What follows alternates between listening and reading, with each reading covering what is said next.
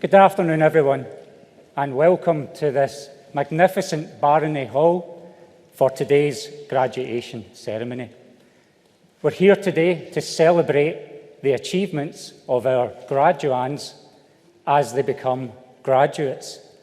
And we are delighted to be joined by guests from all across Scotland, all across the UK, and all across the world.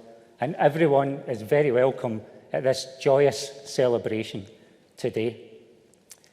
In a short while, we'll be calling out the names of our graduands and allowing them to come across the stage, where they will be ceremoniously capped and the degree will be conferred upon them, and that transforms them into graduates of this great university.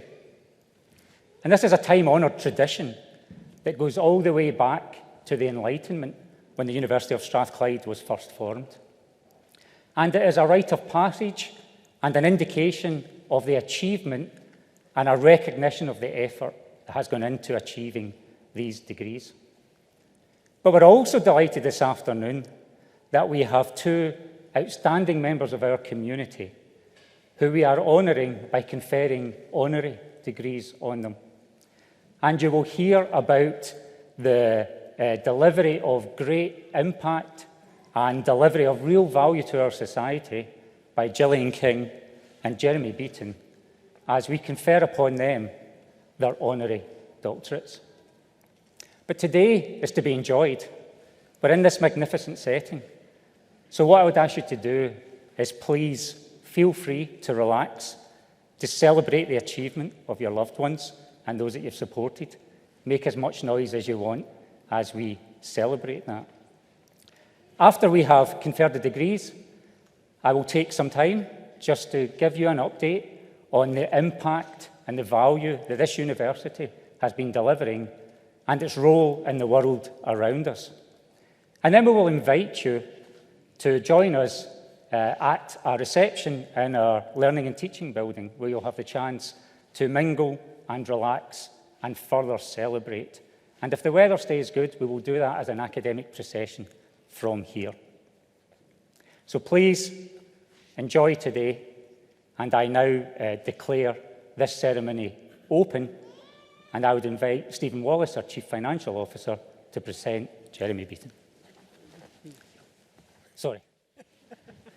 Jillian King.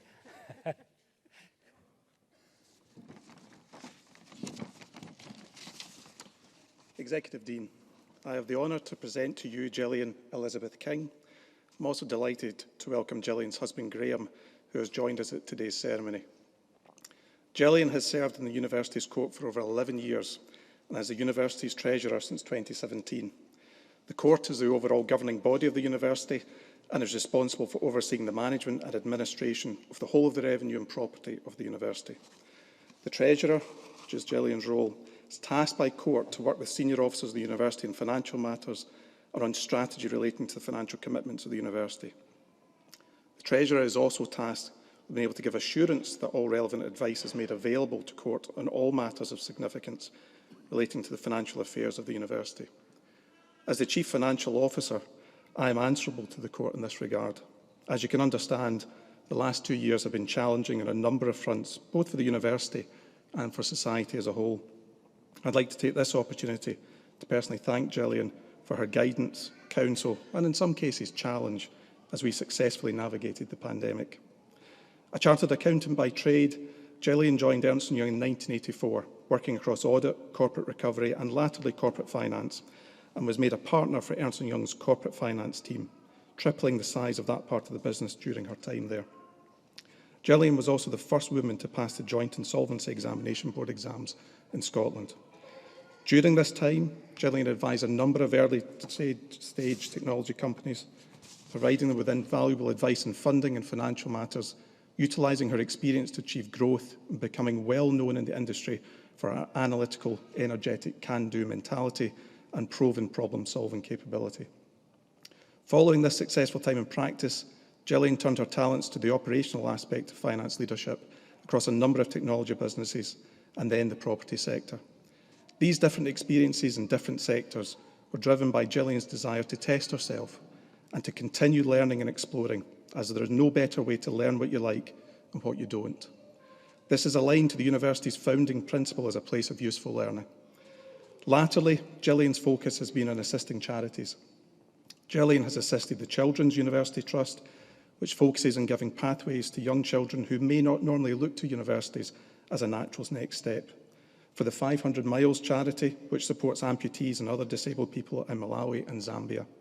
Of course, not forgetting Jillian's support for the university, itself a registered charity, as a member of Court and Treasurer. During all of this, Jillian found time to be crowned champion of her favourite sport, curling, becoming Scottish Senior Mixed Champion in 2018-19 and 19-20, and to spend time improving her very distant second love, golf. It is with great pleasure, therefore, Executive Dean, that, with the authority of Senate, I ask you to confer upon Jillian Elizabeth King the degree of Doctor of the University, honoris causa. Jillian King, I create you Doctor of the University, honoris causa. Congratulations. Thank you.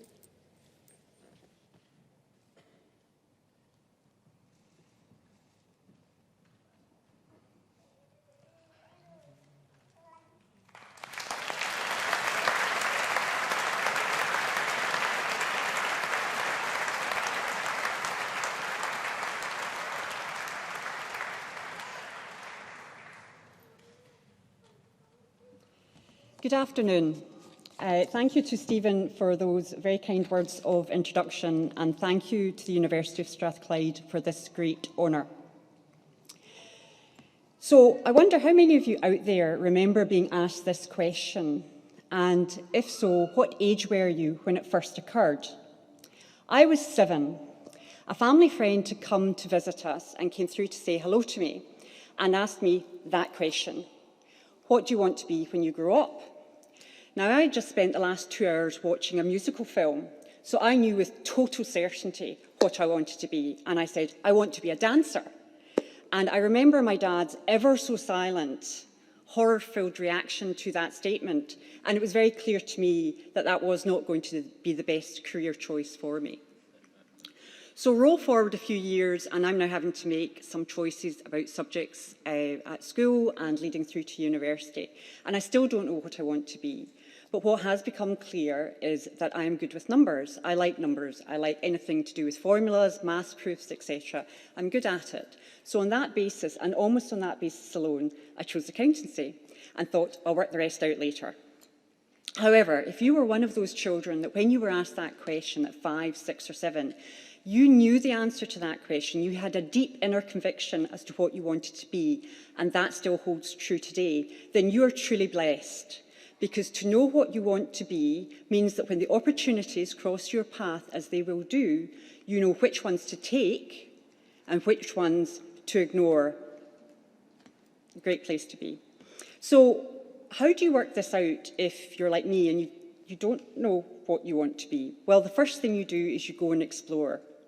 You go and try new things, new situations, new environments, new people, and from those experiences, you will work out what you like and what you don't like. You will work out what you're good at and what you're not good at. You will work out what situations, environment, and people bring out the absolute best in you and allow you to shine the brightest. And during those good times, you won't be thinking, well, what's this about? Why is this working? You'll just be having a ball. However, it is likely that you will also find there will be some tough times where it's not easy, where you don't feel as if you fit in, and where you might actually be quite miserable. And these situations are absolute gifts. It may not feel like it, but they are. And the reason they are gifts is because the one thing you're absolute guaranteed to do is you will stop and you will think. But you need to do one thing more. You need to look at that situation and sit down and write down what is it you don't like about this situation. Now, you have to write it down. You can't work this out in your head. It all gets far too muddled. So you have to sit and write a list of what is it I don't like about this situation and make that list. And then you say, okay, I've got a list. I've got my list of dislikes. Let's take dislike number 1. What is the opposite of that situation? And write it down. Dislike number 2. What is the opposite of that? And write it down. Dislike 3. What's the opposite? Write it down. and so you go on. And then you look at this list of opposites that you have now created, and it is your new map. It will tell you what you do want to be, what you should be doing, where you should be going. And armed with that new map, you get out of there and move forward to what you truly want to be. So my crisis moment came when I was 37. As Stephen said, I joined Ernst & Young from university, and I had been there for 17 years. I had worked in London, I'd worked abroad, I'd worked in industry, I'd worked in 3 different departments, finally settling in corporate finance. And in corporate finance, you advise businesses on buying and selling businesses, how to raise money for new projects and new ideas. I loved it. And 4 years earlier, I'd made partner. And I was working in Glasgow advising technology businesses, and I loved it. It was my dream job. However, after 4 years in that role, I was getting slightly restless. It was now time for me to do something slightly different, a new challenge. I knew it and the firm knew it. And therefore, what was under discussion was that I should move south to either Cambridge or Reading, to a bigger technology market and to where they had a resource gap. So as the discussion started, I began to feel really uncomfortable. I thought, I don't understand this. This is the logical next step. So what's the problem? And then I realised that my life outside Ernst & Young was exactly what I wanted it to be, and that I didn't want to move. So I now had a problem. So what did I do? Well, I did a lot of soul searching. I did a lot of thinking. I wrote many, many, many lists. And then gradually a plan started to emerge. And it became apparent to me that in order to fulfill that plan, I was going to have to leave home. I was going to have to leave Ernst & Young, an organisation that I loved and adored and which had been very good to me, where I understood what was required of me and where I absolutely fitted in and could make my best contribution possible. So I left home to ultimately come home to a leading international technological university whose vision and purpose is clear, filled with amazingly bright people, and when we say bright, we mean off the charts bright, who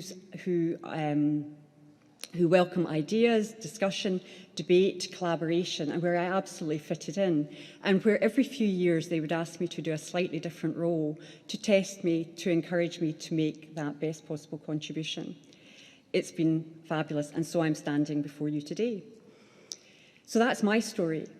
But it's now time for you to go and create your story, for you to start your journey, to go out and explore and find out what you like, what situations, environment and people bring out the absolute best in you and allow you to shine the brightest and make that contribution that you should be making. Sorry. And remember, in that exploring, there will be some bumps in the road. But those bumps are gifts because they give you the opportunity to stop and think and to reflect on where you are and what you dislike about that situation. And you need to take that list of dislikes, turn the map the right way up, and head off in search of what you truly want to be.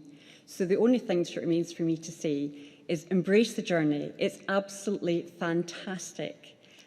Good luck on your journey and happy exploring. Thank you.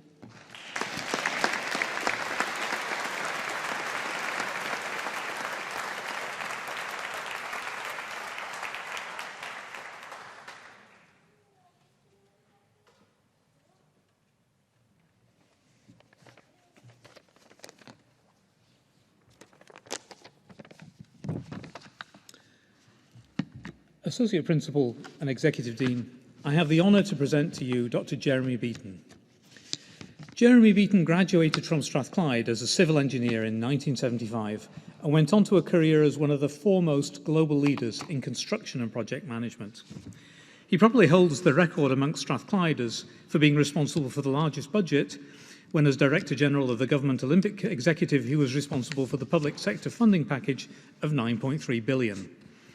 Despite current inflation, that is not going to be beaten anytime soon, I suspect, but more on that later. Strathclyde has had the benefits of Jeremy's advice for 9 years, in which he was a member of the University Court, contributing regularly to discussions on investment, stressing an approach to risk management which values well-judged investment in opportunity, as well as the sensible management of downside risks. His career as a civil engineer has taken him to most parts of the globe, starting out at Peterhead Power Station, but then moving to Penny Lane in Liverpool to work with Cammell Laird, and then on to Qatar for his first foreign trip. After further work in the UK and his marriage to Anne, who is with us today, he went on to Hong Kong to work on the Hong Kong and Shanghai Bank HQ, at that point the most expensive building in the world, and then on to the Middle East, Malaysia, Russia and many other places. In 1999, he joined Bechtel and became Principal Vice President with an operational responsibility for programme management and delivery of civil engineering projects on a worldwide basis and with a project portfolio of approximately $30 billion.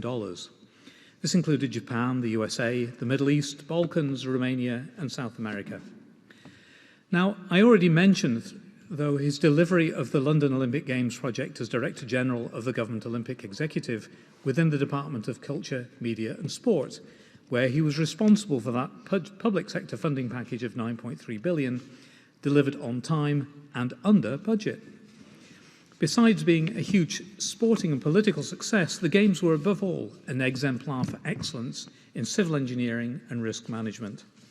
The Games were originally budgeted around $2.5 billion, but after 2 years after the GB bid was successful, Jeremy was appointed as Director General and the budget was increased to $9.3 billion. But as he's remarked, the Olympic Games are small in total costs at a global project scale, but are off the scale in terms of their complexity, with no one person in charge. And moreover, they were delivered in the full glaze of public eye and the intense interest of the media, as well as under the eye of 7 different accounting offices in government. And just as important, alongside the time and budget considerations, was the issue of safety. Jeremy was a champion for safe working throughout the project. Safety defines your way of working, he says. This London Olympics project had 0 fatalities, a record which is remarkable by the track record of previous games. Its accident record was less than 10% of the national average and equivalent to working in an office. And now the GB Olympic Games are seen as an exemplar of project management.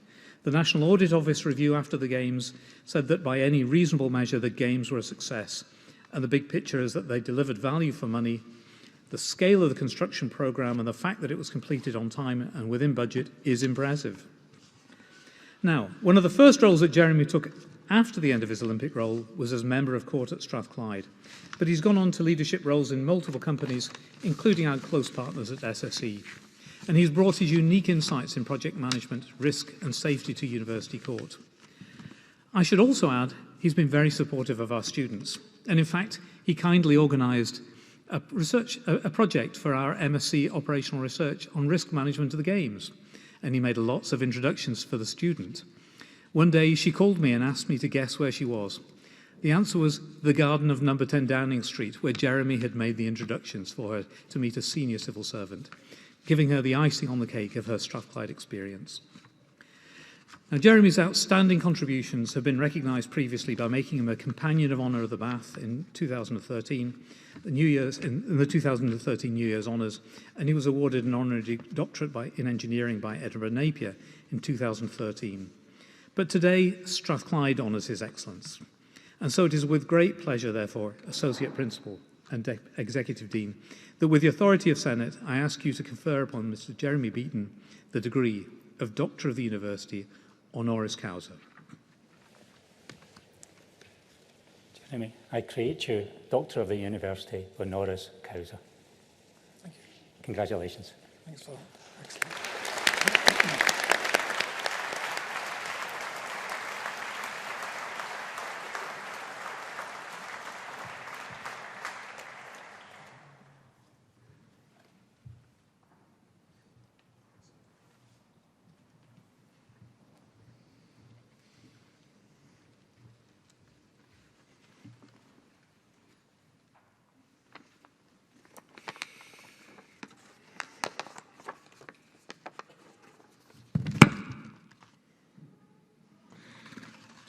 Don't destroy the furniture. Executive Dean, members of Senate, students graduating today, friends, families, and Anne. So standing before you while Professor Bedford read out a potted history of my misdemeanours in life, slightly intimidating. But being honoured by my university means a great deal to me, having graduated here in the last millennium and served on court 9 years in this millennium. It's a privilege to receive an honorary degree from Strathclyde University, which plays such a key role in growing the UK economy, with high standards of graduates, research, business contribution, not least from the Faculty of Engineering. Harking back to my own time here, the UK was in a similar state of political and financial turmoil as it is today, but then with inflation at 25%, spiralling out of control, and Bank of England interest rates at 11.25%. Steve Jobs had just created Apple, and in time the smartphone and the iPad, and of course Concorde took to the skies. Things weren't all bad. But as Einstein once remarked, in the midst of difficulty lies opportunity. So particularly for those students graduating today, grasp those opportunities as you find them. You're entering a competitive but exciting world. You're about to receive your degrees. Well done. You're equipped to travel the world. All 7 billion of us need infrastructure, fresh water, power, transportation, buildings in which to live and work, sports facilities. The list and demand is absolutely endless. Work hard to find your special strength. Be sensitive to the way people feel. Obey the rules of command and human decency. Do not confuse engineering knowledge with ingenuity. The latter requires none of the former, and the former requires none of the latter. Be inquisitive. Never stop asking. Never stop learning. Great engineering comes through innovation, perspiration, exploration, but lots of practice. In our diverse and globalized world, seeking to meet everyone's agenda is both a risk and impossible, particularly so in the politics of all nations, where differing short and long-term agendas cause conflicting priorities with corresponding influences on business. In this context, doing the right thing is an organisational and social imperative and a key responsibility for engineers, project managers and leaders in all fields of business, and will be a risk to you all if you do not do it properly. Defining the right thing is difficult and getting harder, where culture and values of organisations do not stand still and need to be continually challenged to stay fresh and stay relevant. A business whose board does not spend time asking itself what the right thing is and whether it is doing it puts its future at risk. But context is key. Doing things right is not the same as doing the right thing. Tone from the top is not enough. It must be matched by you in action where leadership takes personal and professional responsibility. You will need to create a framework that sets out what right looks like and ensure behavioural norms are embedded and constantly reinforced throughout your organisations. Develop the ability to set out clear and explicit long-term purpose and values for yourselves and the organisations you will work with and for, and then stand by them. You must reach your own judgment on the right thing to do and be prepared to communicate this clearly whenever required.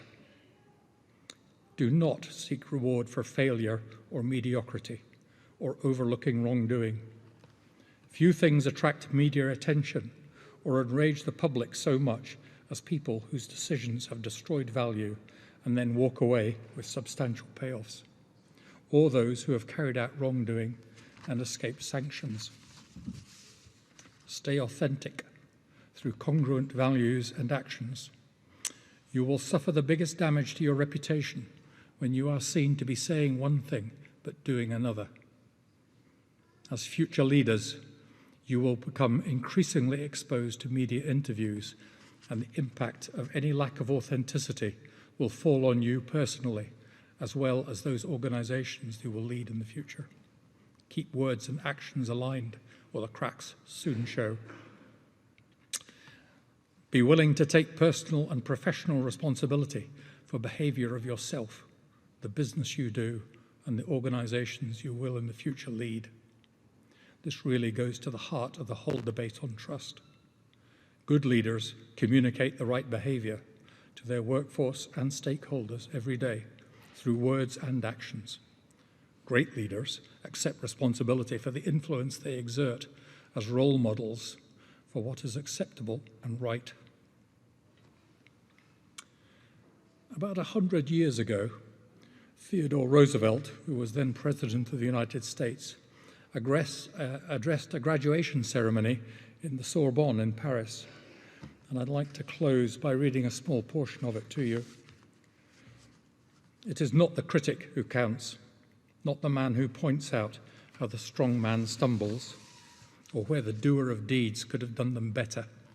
The credit belongs to the man who is actually in the arena, whose face is marred by dust and sweat and blood, who strives valiantly, who errs, who comes up short again and again, because there is no effort without error and shortcomings, but who does actually strive to do the deeds, who knows great enthusiasms, the great devotions, who spends himself in a worthy cause, who at the best knows in the end the triumph of high achievement, and who at the worst, if he fails, at least fails while daring greatly, so that his place shall never be with those cold and timid souls who neither know victory nor defeat.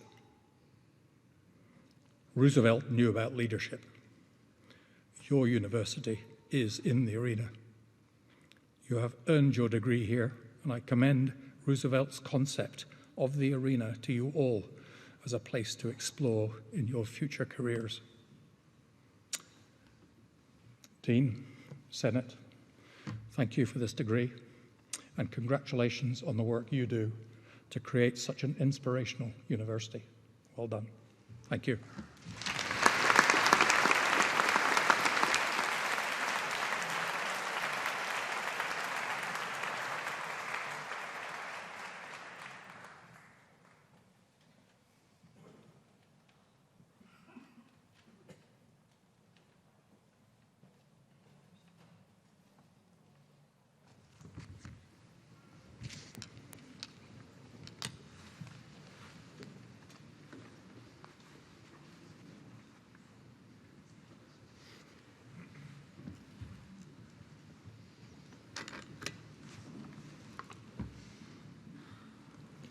Associate Principal and Executive Dean, in the name of the University and by the authority of Senate, I present to you these students. For the degree of Doctor of Engineering in Medical Devices, Sean Michael Donnelly.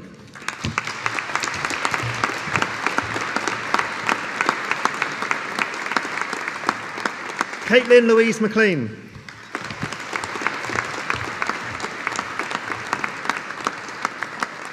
Sibani Priyadashini Mohanty.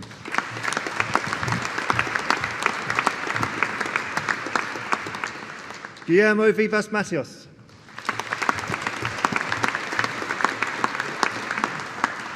For the degree of Doctor of Philosophy for Research in the Department of Biomedical Engineering, Ismeldin Mohammed Hassan Izeldin.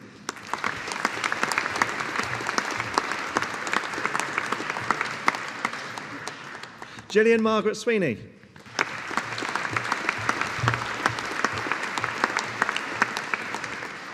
Gareth Stephen Turnbull.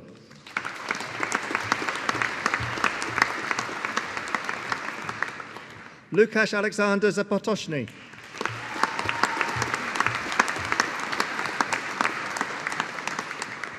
For Research in the Department of Civil and Environmental Engineering, Pratik Kumar Deer.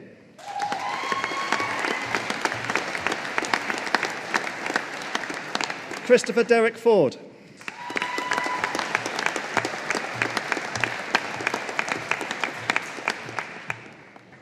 Carla Carolina Lopez Smitter.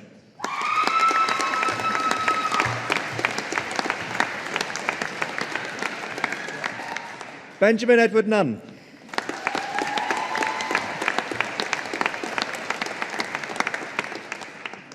For the degree of Master of Science in Biomedical Engineering, Ahmed Al-Hazim.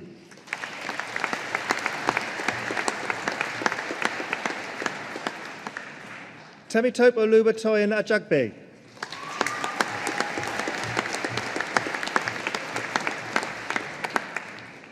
Nyan Alabud.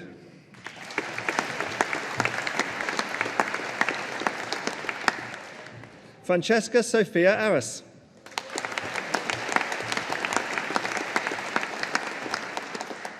Reshma Babu Kundukalam.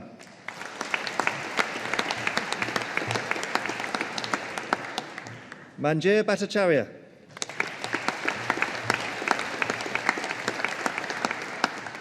Kulapat Chayawat.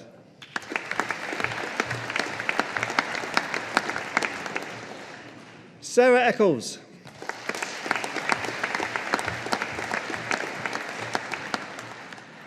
Muad Abdullahi Hersi.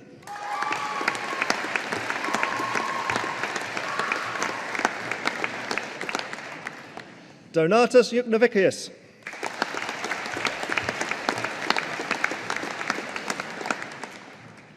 Raphael Francis Daniel Francois Julien Laferrière.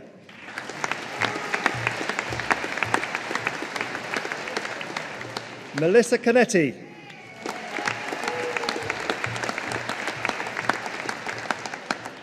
Jia Ren Lu.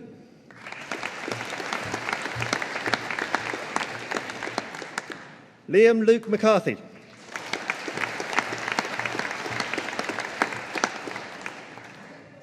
Sinead McIntosh.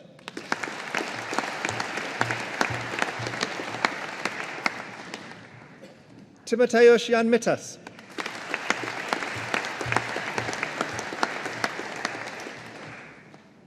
Kim Mulder.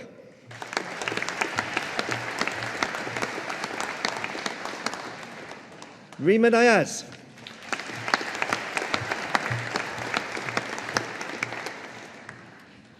Victoria Ryu.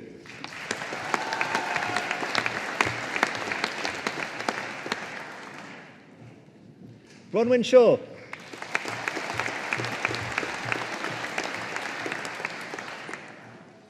Varshini Vijay Kumar.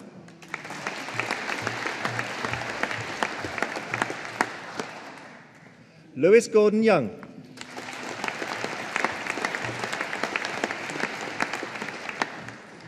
In Orthotics Rehabilitation Studies, Sarah Ann Longworth.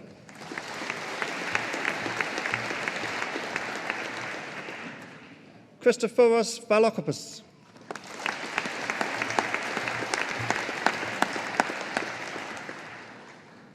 In Prosthetics and Orthotics, Maram Ali Al-Mahadi.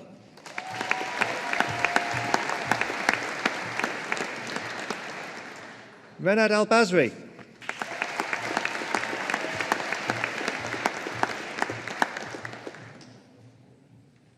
Paul Merwin Gandrapu.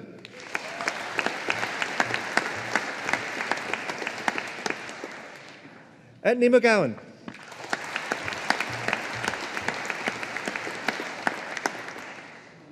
Sidra Naruzi.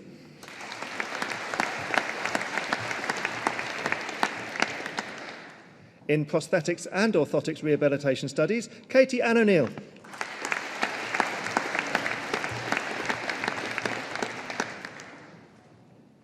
In Rehabilitation Studies, Karen Louise Fleming.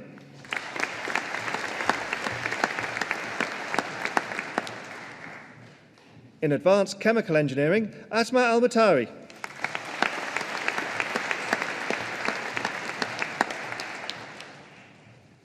Rojin Raju.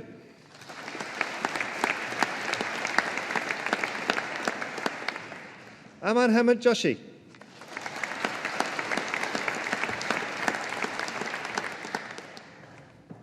Danai Kaletsi.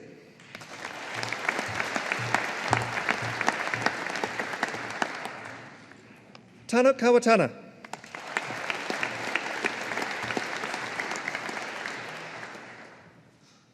Mohammed Hamza Nazir.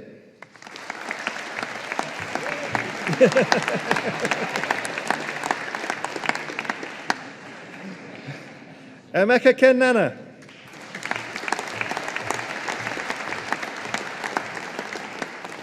Abdel Hakim Ujana.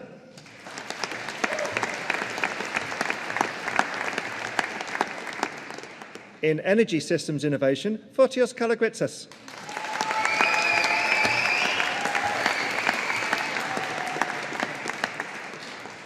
In process technology and management, Faras Gamal Abdulhaq Besher.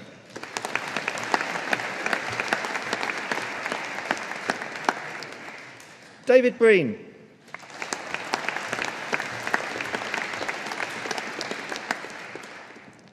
Oladi Meji, Oladi Popo Odatan.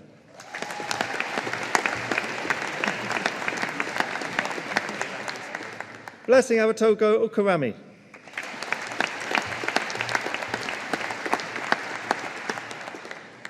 Stephanie Chimkazi Udegogu.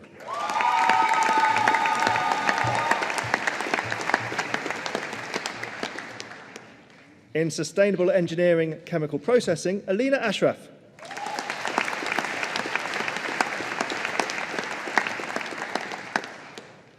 Kastu Bhushan Dabali.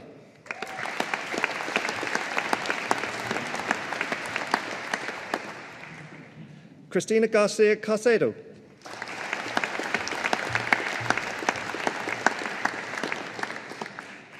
Muda Hamad Kumait.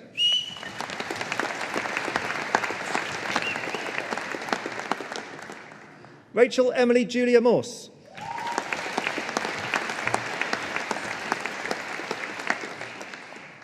In civil engineering, Mark O'Shea.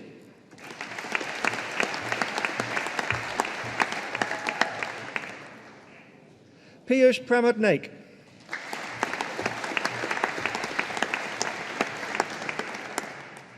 In civil engineering with geo-environmental engineering and project management, Farah Adibar Binti Mohammed Shah.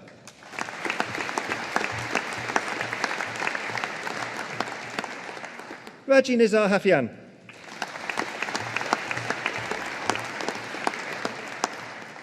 Dinara Imayeva.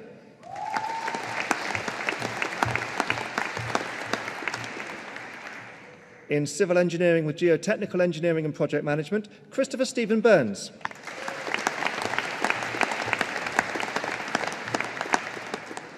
Paul Andrew Clark.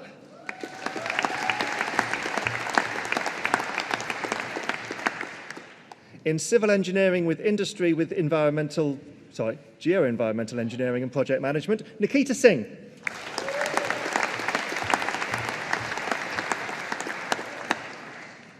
In civil engineering with structural engineering and project management, Aiden Danielle Napier.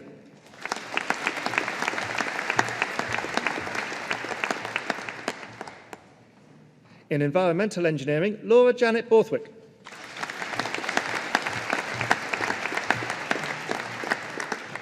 Lindsay Brown.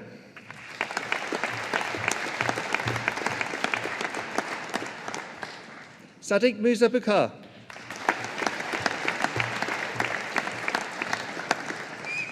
Joseph David Caldwell.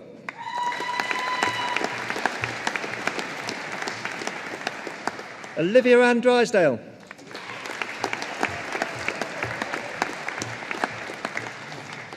Shazad Gashazi.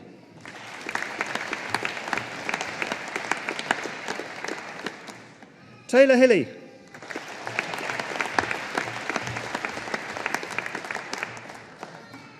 Erin Johnston.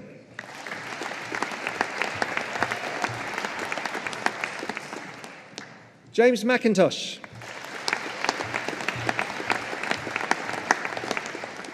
Spencer Robinson.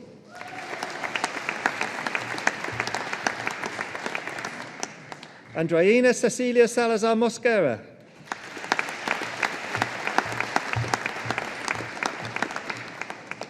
Mario Sturgeon.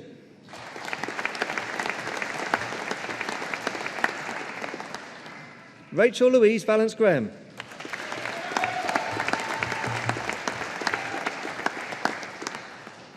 Pauline Zermeulen.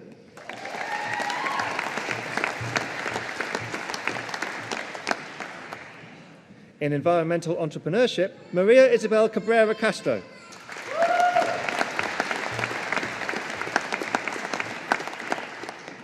Robert Graham.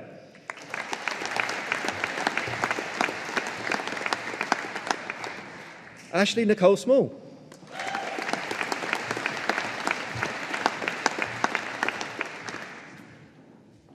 In hydrogeology, Isabite Daniel Dagogo Jack.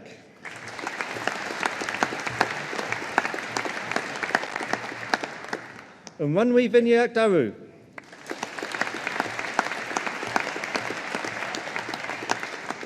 Stanley Will Onienli.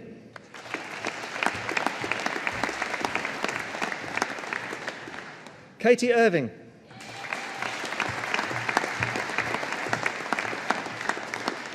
Ewan Donald Mack.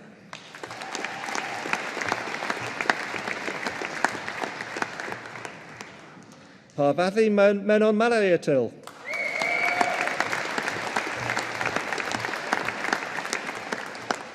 Rona McLachlan.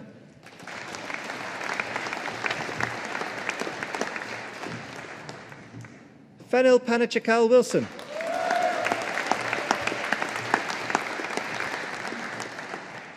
In Sustainability and Environmental Studies, Irene Andreu.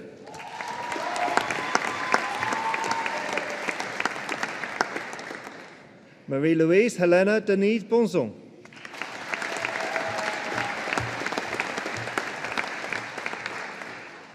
Arena Faith Brown.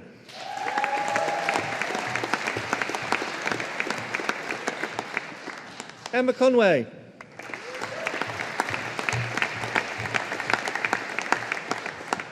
Sophie Katarina Douglas.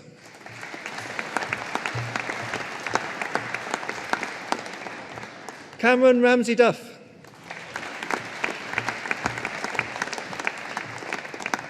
Rebecca Alex Gunn.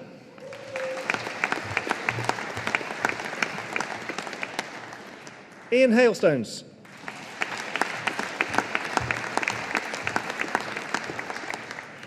Isabel Hopkins.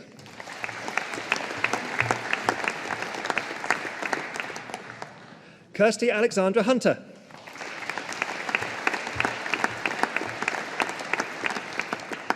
Lynn Duong Chi Johnson.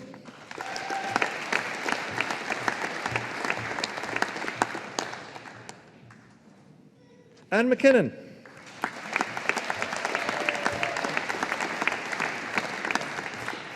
Raka Mitra.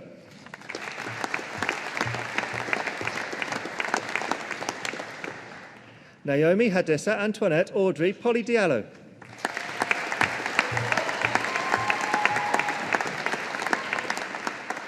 Lewis Chalmers Kerr Randak.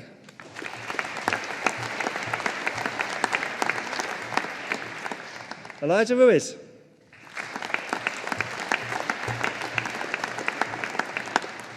Rowan Mary Smith.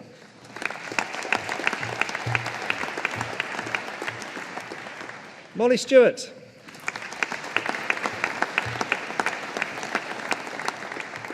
Selena Suzuki.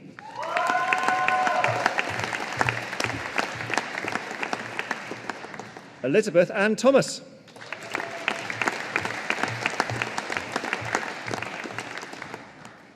Imogen Mary West.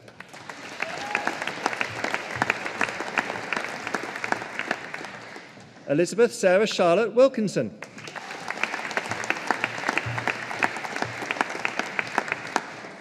Sam Wright.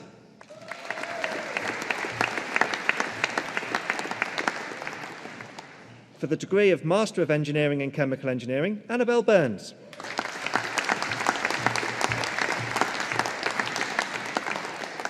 Archie Matheson Grant.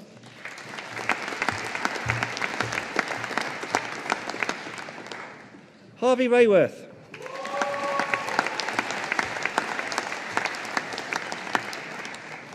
In Civil and Environmental Engineering, Callum Andrew Baird.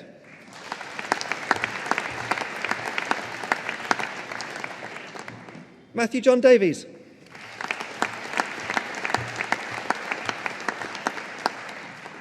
Davina McFarlane.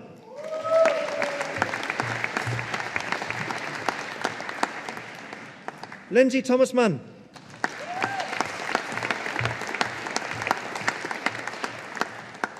Emily Tuffer Mitchell.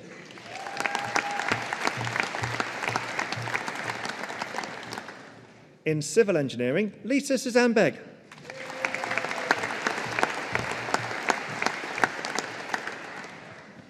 For the degree of Bachelor of Engineering in Chemical Engineering, Charles Brown.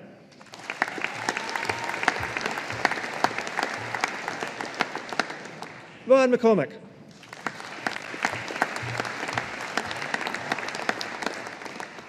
Sam Dick.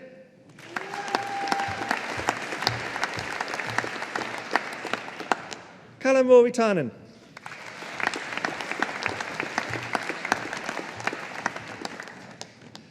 Jennifer Nen.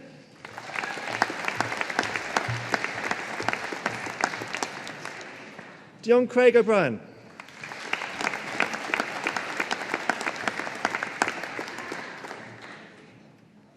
In Civil and Environmental Engineering, Abdul Wahib Eidba Al Masoodi.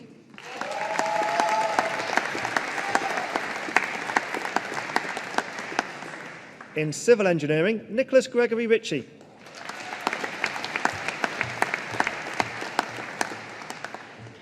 Joseph Bowman.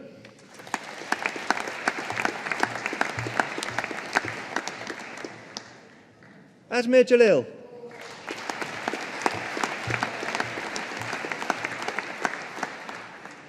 Godfrey Craig Oseo Nwona.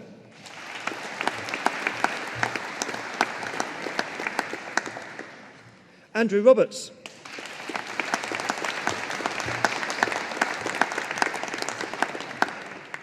For the degree of Bachelor of Science in Prosthetics and Orthotics, Wajed Ali Saleh Al. It's the last one.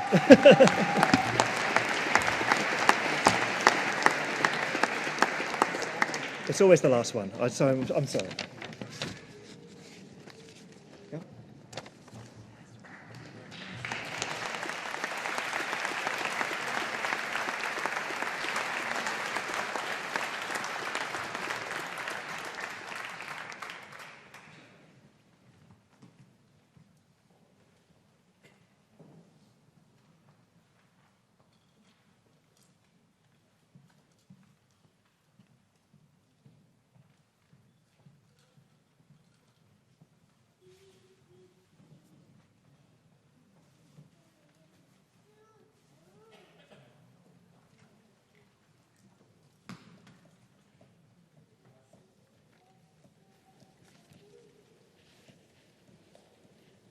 Let me warmly welcome you once again to this special ceremony and memorable day, a day that marks the culmination of many years of demanding work and dedication for our new graduates. So I'd like to begin my address by congratulating our graduates of 2022 on their collective achievements and success with a round of applause from all of us here. Well done.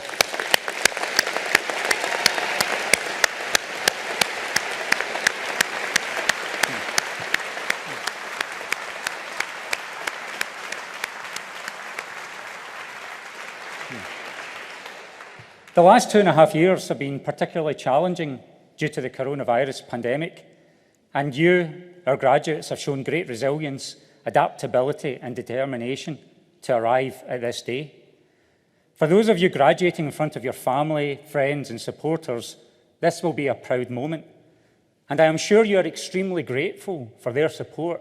So graduates, let us take the opportunity to show our appreciation and gratitude with a round of applause for your family, friends and supporters. Thank you.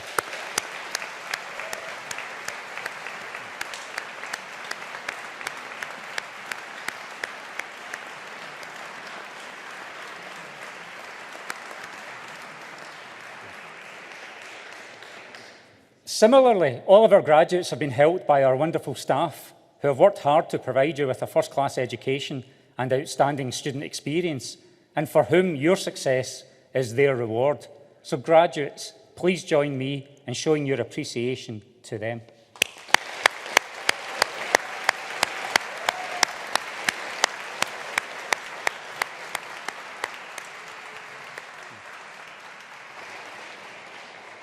In a short while, you will be invited as graduates to join an academic procession when we leave the hall.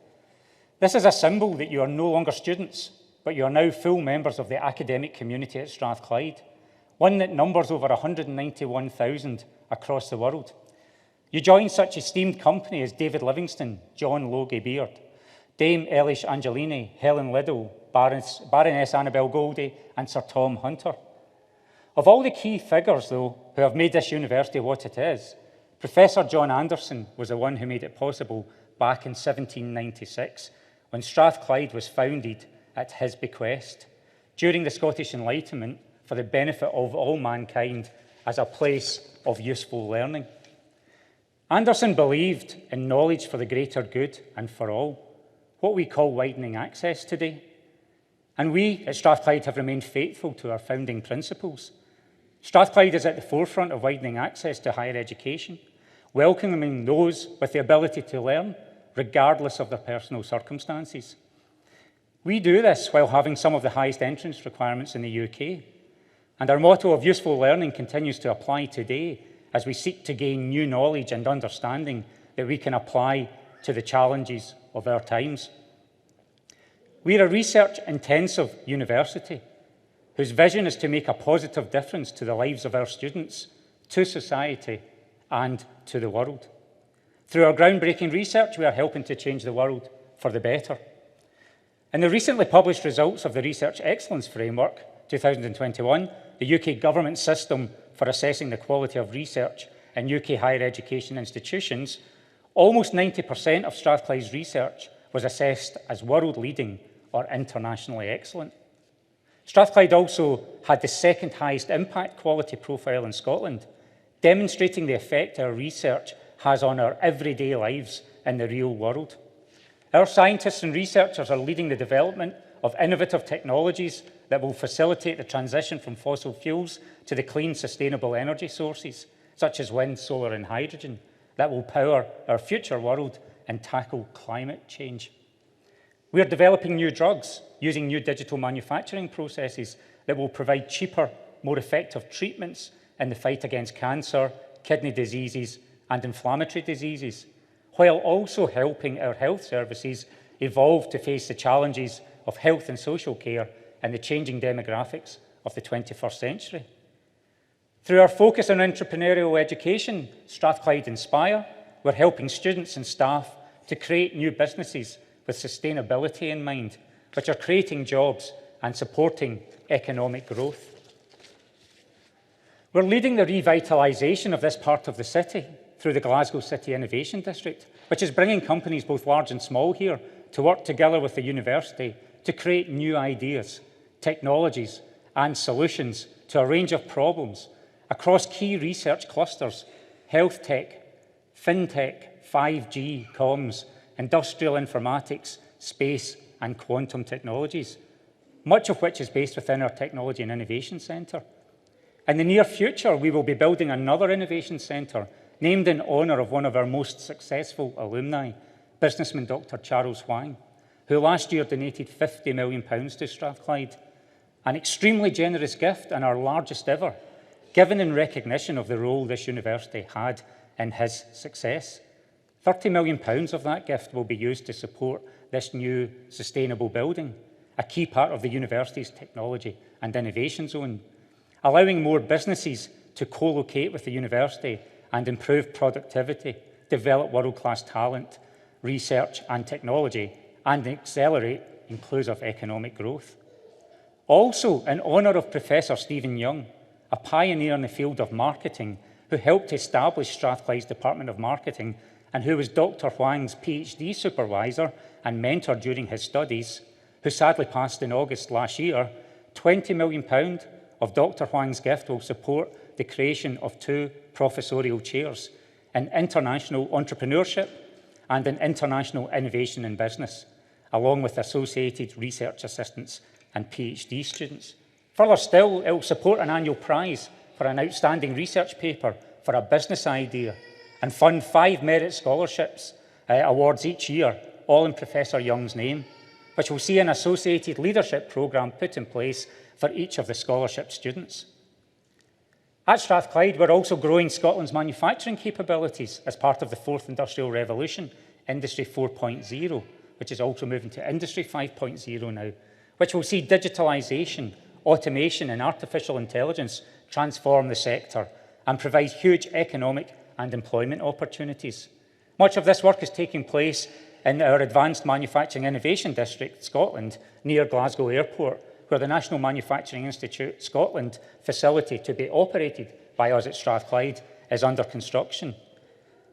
We also work to inform public policy on national economic strategy, education, productivity, and workplace strategies through our various research institutes. Our globally minded staff and students are working in sustainable development and addressing inequalities in places such as India, Malawi, and the Gambia to establish clean water, renewable power supplies, and healthcare facilities. In pursuing our vision, we understand the value of successfully working in partnership with business, government, and the third sector to make a difference. And we extend our global reach through academic partnerships with the likes of Stanford, New York University, Massachusetts Institute of Technology, among others. As a university, we are continually working to enhance our student experience, investing in our campus, as evidenced by our new Strathclyde Sport and Learning, our new Strathclyde Sport building and our learning and teaching buildings, and investing in health and wellbeing services, always putting our students at the heart of everything we do. Our progress and efforts in all of these areas have been greatly recognised in recent years with a host of awards. We became the only university to win the Times Higher Education UK University of the Year twice, first in 2012 and again in 2019. We've also been named the Business School of the Year, Workplace of the Year, and Research Project of the Year in recent time. And we're shortlisted in the Outstanding Entrepreneurial University of the Year category of the Times Higher Education Awards 2022, to be announced in 2 weeks' time. But we're here graduating from the Faculty of Engineering, and I want to just raise some of the highlights, a few highlights from this faculty of the impact it's making. So, for example, the Head of Department of Architecture, Professor Tim Sharp, was presented with a World Health Organization Europe Award in recognition for his work during the COVID-19 pandemic. Professor Sharp, who specialises in indoor ventilation and transmission, has been a member of the WHO Europe High-Level European Expert COVID-19 Group since 2021. A recruitment and retention crisis in the UK's healthcare profession must be tackled if the nation is to achieve the United Nations Sustainable Development Goal targets for health and wellbeing, according to a new report. The report found that although the UK has access to universal healthcare, there are significant causes for concern in relation to health inequalities, non-communicable disease, and the recruitment and retention of healthcare workers. However, the UK performs well on the low numbers of infant and maternal mortality, as well as death and road accidents. The study, written by Strathclyde Centre for Sustainable Development, is a chapter in Measuring Up 2.0, a review of the UK's performance in attaining each of the 17 Sustainable Development Goals produced by Global Compact Network UK. And a pioneering low-cost device developed at Strathclyde, which takes 3D images, could transform eye screening and treatment across the globe. The device captures 3D images of the retina, the back of the eye, and cornea, and can be added at low cost to a slit lamp, a device commonly used by optometrists. And a new guide detailing all the technologies that can help to decarbonise the UK energy system and achieve net zero has been produced by researchers from Strathclyde. These examples are just a small sample of the wide-ranging activity and successes from our university in the last year. Today is a day to look forward to the beginning of a new chapter in your lives, where you take the knowledge and skills you have acquired during your time here to pursue and realise your aspirations. As you forge your new careers, the university's values of being ambitious, bold, innovative, collaborative, and people-oriented will stand you in good stead. We are only just emerging from the coronavirus pandemic, which has had far-reaching and unprecedented effects on all of our lives. The pandemic has challenged our health systems, impacted our economies, and changed the way we work. But it's also demonstrated what society can achieve when we work together. And it has placed science at the forefront of the solutions to the challenges we face. For it was science and universities that delivered vaccines for the COVID-19 virus in record time. And it is science and education that will help us address the most pressing issue of our day, climate change. In November last year, Glasgow hosted COP26, the summit of world leaders and nations which came together to agree measures to prevent catastrophic warming of our planet. Several important pledges were made at that gathering, and it will be up to you as citizens to ensure those promises are kept, to push for further changes, and it will be up to you as citizens to play your part in putting in place the scientific and social solutions to making net zero happen. The university is all too aware of its responsibilities to reduce its own impact on the planet, which is why we've set a target to reduce our carbon emissions by 70% by 2025 and reach net zero by 2040 or earlier. We must also recognise that the challenges of coronavirus and climate change have exposed division in our societies, weaknesses in our systems, and even seen the denial of science and expert knowledge. Strathclyde is an institution where freedom of thought is encouraged and valued, an institution exemplified by tolerance and inclusivity, one which seeks to play a significant role in shaping the world we live in through our teaching, research, and through you, our graduates. Now, as graduates of Strathclyde, you too must play your part in drawing upon the knowledge you have gained here and the learning that is still to come to build a brighter future. In doing so, we hope you will demonstrate Strathclyde's socially progressive values, an ethos of tolerance, pluralism, and a desire to make a positive difference. As graduates, you must champion knowledge, address injustice, and question inappropriate behaviours, including by those in authority. I'm confident that you will do this because you go out into the world equipped with that most valuable asset, knowledge. The Strathclyde degree that you now hold in your hands is your passport to success as you rise to meet the challenges ahead. And you heard from our honorary graduates today about how they have taken that approach to rising to challenges and building towards their ambitions. The quality of research and education at Strathclyde is why our graduates are highly sought after by employers, and it is through you, our graduates, that we make our biggest impact on the world. So it is with immense pride that we see you graduate today. And though you may be leaving us, we hope that you will continue to stay in touch, to let us know how you get on, and to continue to contribute to Strathclyde. Because it's through the involvement of our alumni that we can provide a first-class education and student experience for you.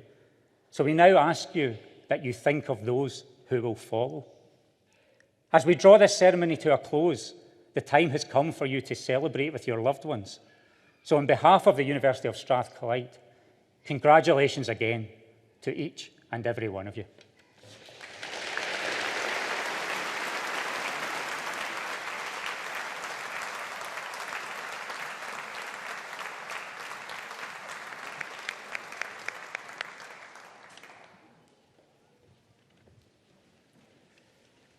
Well, let me finish again just by offering my final note of congratulations and wishing all our graduates all the best for their futures. I have been given the signal that the weather is good, so we are able to have an academic procession to the Learning and Teaching building where we can have an informal reception and have the chance to celebrate and chat to each other. I would ask the graduates, once the academic procession leaves, to join on to the procession and walk with us to the Learning and Teaching building. If friends and family could wait till the procession has left, then please come and join us in the Learning and Teaching building, and we will see you there. Thank you. I now declare this ceremony closed.